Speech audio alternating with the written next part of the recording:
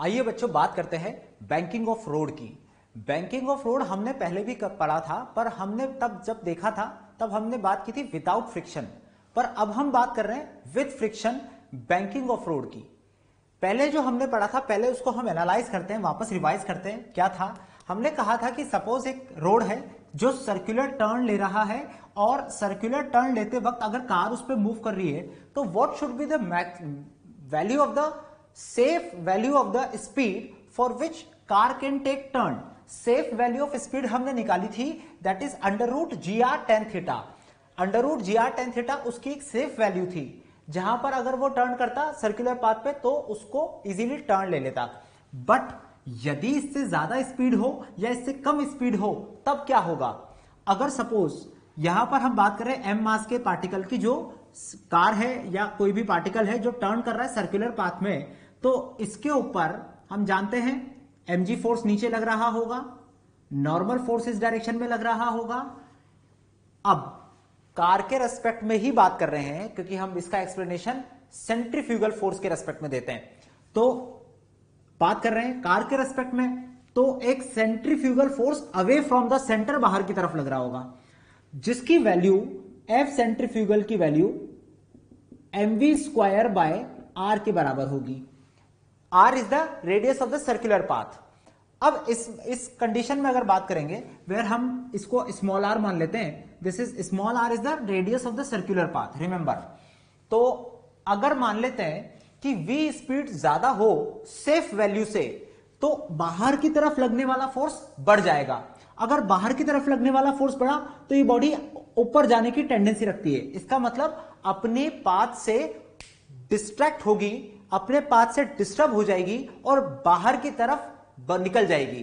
Car अपने track से बाहर की तरफ आउटवर्ड डायरेक्शन में मूव करेगी। पर अगर ये स्पीड कम हो तो अब बैलेंसिंग अगेन सेफ वैल्यू से कम है, तब भी बैलेंसिंग बिगड़ जाएगी। अब स्पीड ये कम होने की वजह से पूरी कार किधर आने लगेगी? इनवर्ड डायरेक्शन में डिस्ट्रैक्ट होगी अपने पाथ से। इसका मतलब दोनों ही केसेस में कम हो चाहे ज्यादा हो, कार अपने पाथ से डिस्ट्रैक्ट हो जाएगी। बट अगर यहां फ्रिक्शन है, अगर हम बैंकिंग ऑफ रोड कर रहे हैं और फ्रिक्शन भी अवेलेबल है, तो जब टेंडेंसी ऊपर जाने की होगी, इसका मतलब जब हम कार की स्पीड ज्यादा कर रहे हैं, बढ़ा रहे हैं, तो अगर हम कार की स्पीड को बढ़ाएंगे तो टेंडेंसी ऊपर जाने की होगी। टेंडेंसी अगर ऊपर जाने की है तो इसके ऊपर फ्रिक्शन लगेगा नीचे की तरफ। तो एक ट्रैक से डाउनवर्ड डायरेक्शन में अलोंग द दिस इंक्लिनेशन और बैंकिंग, इसके ऊपर एक फ्रिक्शन फोर्स लगने लगेगा डाउनवर्ड डायरेक्शन में। अब उसी फ्रिक्शन को एक्ट कराते हुए हम इसकी बात करते हैं और maximum value of the safe speed हम निकालते हैं विद फ्रिक्शन। तो what should B? This is the maximum value of safe speed without friction. अब बात कर रहे हैं हम maximum speed of car. Maximum speed कितनी होगी या मैक्सिमम सेफ स्पीड कितनी होगी उसकी हम बात करें। मैक्सिमम स्पीड की बात करें, स्पीड मैक्सिमम है तो बाहर जाने की टेंडेंसी रखता है, बाहर जाने की टेंडेंसी रखता है तो फ्रिक्शन अंदर की तरफ लगेगा। ध्यान रखें इसका एफबीडी फ्री बॉडी डायग्राम बहुत ज्यादा इंपॉर्टेंट है। फ्रिक्शन अंदर की तरफ लगा और हम जानते हैं हम मैक्सिमम कंडीशन के लिए बात कर रहे हैं, तो जो फ्रिक्शन लगेगा that is limiting friction. Limiting friction mu N के बराबर होता है। अभी उसकी भी बात करते हैं। बट अगर सपोज यहां पर हमने कहा कि ये सेंट्रल या ये सर्कल है और ये इसका सेंटर है, तो अलोंग द सेंटर और द रेडियल डायरेक्शन, यहां पर एक हम सूडो फोर्स के लिए बात कर रहे थे, बाहर लग रहा है, तो इसको एक एक्सिस कंसीडर कर लेते हैं और एक axis perpendicular to the plane हम कंसीडर कर लेते हैं। अब सारे फोर्सेस का वहां पर हम ब्रेक डाउन करते हैं, अलोंग द एक्सिस कंपोनेंट्स लेते हैं और इसको सॉल्व करने की कोशिश करें। देखें suppose this angle is theta, तो ये एंगल भी थीटा होगा और ये एंगल भी थीटा होगा। इसके एक कंपोनेंट करूंगा तो अपवर्ड डायरेक्शन में कंपोनेंट आएगा मेरे पास एन कॉस थीटा, और इस डायरेक्शन में भी इसका एक कंपोनेंट आएगा that is an sine theta. ध्यान से देखें इंपॉर्टेंट एफबीडी। यहां पर हमारे पास फोर्सेस, अब मैं इसको यहां पर नीचे दोबारा बना देता हूं, ध्यान से देखेंगे। पॉइंट कार है, बाहर की तरफ mv square by R force लग रहा है, mg डाउनवर्ड डायरेक्शन में लग रहा है, अपवर्ड डायरेक्शन में n कॉस थीटा लग रहा है, इनवर्ड डायरेक्शन में n साइन थीटा लग रहा है, और फ्रिक्शन इसके भी कंपोनेंट करने हैं। इफ दिस इज थीटा, देखें ये वाला एंगल भी थीटा होगा, तो एफ एल के ऊपर की तरफ कंपोनेंट होंगे एफ एल कॉस थीटा, और डाउनवर्ड डायरेक्शन में कंपोनेंट होंगे F L sine theta. Now क्योंकि बॉडी के रेस्पेक्ट में बात कर रहा हूं तो नेट फोर्स क्या होना चाहिए, 0। इक्वेशन बनाते हैं दोनों बॉडीज के लिए, दोनों फोर्सेस के लिए, दोनों डायरेक्शंस के लिए। N cos theta is equal to F L sine theta is equal to M G. ये हमारे पास sorry this is plus M G, क्योंकि डाउनवर्ड डायरेक्शन में दोनों फोर्स लग रहे हैं। N cos theta is equal to F L plus, अब एफ एल की वैल्यू क्या लिख सकता हूं मैं, mu N sine theta plus M G N cos theta.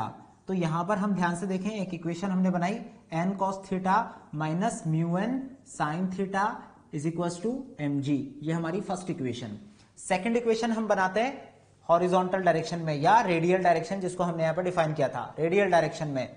तो ये बनेगा एफ एल को मैं डायरेक्टली लिख रहा हूं mu N sine theta, mu N cos theta यहां हो जाएगा, तो mu N sine theta plus mu N cos theta is equal to M V square by R. ये हमारी बनी सेकेंड इक्वेशन। अब इसके लिए हम सॉल्व करते हैं। देखें डिवाइड इक्वेशन 2 बाय इक्वेशन 1, जो हमने दोनों इक्वेशन निकाली थी उनको ही हमने यहां रेशो लिया उन दोनों का, तो m से m यहां कैंसिल होगा, और यहां देखें ऊपर से भी n कॉमन है, यहां नीचे से n कॉमन है, वो भी कैंसिल हो जाएगा। तो यहां रहे हमारे पास v square by R G is equal to sine theta plus mu cos theta whole divided by cos theta minus mu sine theta. याद रखें ये सारी वैल्यूज हमें गिवन है, mu is also given, theta is also given, R G given, और V maximum, हमने ये maximum speed के लिए बात की है तो वी मैक्स भी हमें पता है। तो what is the value of V max, इसको मैं बोल देता हूं, वी की वैल्यू मेरे पास आएगी, ध्यान से देखें, इसे लिख भी लेंगे, वी आ रहा है हमारे पास R G sine theta plus mu cos theta whole divided by cos theta minus mu sine theta. ये हमारे पास वैल्यू आएगी वी मैक्स की। थोड़ा सा इसको और सिंप्लीफाई करते हैं, ध्यान से देखें, यदि मैंने करा ऊपर से कॉस थीटा कॉमन और नीचे से भी कॉस थीटा कॉमन लेके कैंसिल आउट कर देता हूं, तो मेरे पास ये क्वांटिटी बनेगी V max is equal to under root R G 1, या यहां पर अगर मैंने कॉस कॉमन लिया तो यहां बनेगा tan theta plus mu whole divided by 1 minus mu tan theta. ये हमारे पास वैल्यू बनेगी। म्यू के लिए मैं लिख सकता हूं mu can be equals to, mu can be written equals to 10 lambda, 10 lambda where lambda is the angle of repose. इस बैंकिंग एंगल के लिए मैं उस लैम्डा को एंगल ऑफ रिपोज ले सकता हूं। यहां पर जो बैंकिंग की है हमने, ये इंक्लाइन की तरह हो गया, तो एंगल ऑफ रिपोज को मैं यूज करते हुए यहां पर म्यू को लिख रहा हूं 10 लैम्डा। तो यहां पर वैल्यू बनेगी under root of R G tan theta plus 10 lambda divided by 1 minus 10 lambda tan theta. ये वैल्यू आपके पास आती है ना। दूसरा पॉइंट, यहां अगर बहुत ध्यान से देखें तो ये हमारे पास एक फॉर्मूला बन रहा है 10a plus 10b upon 1 minus 10a 10b, 10a plus b का एक फॉर्मूला आ गया। तो ये वैल्यू कितनी आ जाएगी, under root of R G tan theta plus lambda. This is the value of V maximum. V max की एक वैल्यू आती है हमारे पास, याद रखेंगे, वी मैक्स की एक वैल्यू आ गई हमारे पास under root of R G tan theta plus lambda. लिख लें और आगे बात करते हैं। आइए बच्चों बात करते हैं मिनिमम स्पीड ऑफ कार की। अभी हमने देखा था कि mg नीचे लग रहा है, mv स्क्वायर बाय आर बाहर की तरफ लग रहा है, और n ऐसे इंक्लाइन से बाहर की तरफ लग रहा है। हमने ये कहा कि अगर स्पीड कम होगी तो mv स्क्वायर बाय आर की वैल्यू कम होगी, तो ये पार्टिकल या ये कार जो है वो नीचे की तरफ जाने लगेगी, इसकी टेंडेंसी डाउनवर्ड डायरेक्शन में मूव करने की होगी। अगर टेंडेंसी डाउनवर्ड डायरेक्शन में मूव करने की होगी तो स्पीड की इसके ऊपर जो फ्रिक्शन होगा, नॉर्मल या मैं ऐसा कहूं कि जो बैंकिंग रोड है, रोड इसके ऊपर फ्रिक्शन ऊपर की तरफ अप्लाई करेगा। अब मैक्सिमम कंडीशन या मिनिमम कंडीशन के लिए बात करनी है, मिनिमम स्पीड के लिए बात करनी है, तो मैं मैक्सिमम फ्रिक्शन की बात करूंगा। मैक्सिमम फ्रिक्शन मतलब लिमिटिंग फ्रिक्शन हमने यहां अप्लाई किया। अब इसका हम एफबीडी बना लेते हैं। एफबीडी बना के देखेंगे, देखें सारे मैं एंगल्स ही बना देता हूं। अगर एंगल बना के देखें तो यहां पर बन रहा है ये थीटा होगा, ये हॉरिजॉन्टल से ये एंगल थीटा होगा और ये भी एंगल थीटा होगा। mg डाउनवर्ड डायरेक्शन में लग रहा है, mv square radially outward direction में लग रहा है, mv square by R. FL का एक कंपोनेंट बाहर की तरफ आएगा, एफएल कॉस थीटा, एक अपवर्ड डायरेक्शन में आएगा एफएल साइन थीटा। एन का एक ऊपर की तरफ कंपोनेंट आएगा, एन कॉस थीटा, और एक बाहर की अंदर रेडियली इनवर्ड डायरेक्शन में कंपोनेंट आ रहा है, एन साइन थीटा।